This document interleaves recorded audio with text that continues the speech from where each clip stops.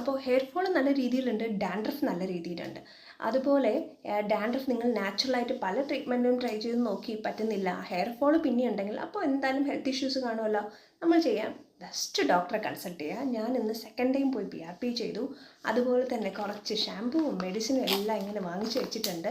ഇന്ന് ട്രീറ്റ്മെൻറ്റ് ചെയ്തതുകൊണ്ട് തന്നെ എന്ന് വാഷ് ചെയ്യേണ്ട ഹെയർ വാഷ് ചെയ്യാതെ ഒരു ദിവസത്തേക്ക് ഒരു റെസ്റ്റാണ്. നെക്സ്റ്റ് അടുത്ത മോർണിംഗ് തൊട്ട് നമ്മുടെ സിറവും അതുപോലെ തന്നെ ഷാമ്പു എല്ലാം യൂസ് ചെയ്ത് തുടങ്ങും. പിന്നെ നിങ്ങൾക്ക് പെയിൻലെസ് ആയിട്ട് ചെയ്യാൻ പറ്റുന്ന PRP, GFC മറ്റ് കാര്യങ്ങളെല്ലാം അവിടെ അവൈലബിൾ ആണ്.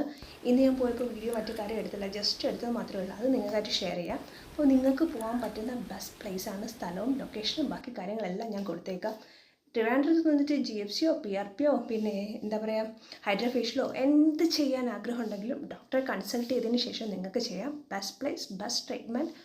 അപ്പോൾ നെക്സ്റ്റ് ടൈം പോകുന്ന ടൈമിൽ ഞാൻ വീഡിയോയും ബാക്കി കാര്യങ്ങളും നിങ്ങൾക്കായിട്ട് ഷെയർ ചെയ്യാം. ഇന്ന് PRP ചെയ്യണോ GFC ചെയ്യണോ അങ്ങനത്തെ ഒരു കൺഫ്യൂഷൻ ഉണ്ടെങ്കിൽ ഡോക്ടറെ കൺസൾട്ട് ചെയ്തിട്ട് ചെയ്താൽ മതി.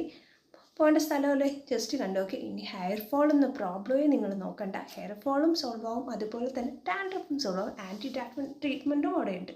അപ്പോൾ ഏതിനും ബെസ്റ്റ് സൊല്യൂഷൻ, ബെസ്റ്റ് പ്ലേസ് നമുക്ക് കണ്ടോക്കെ.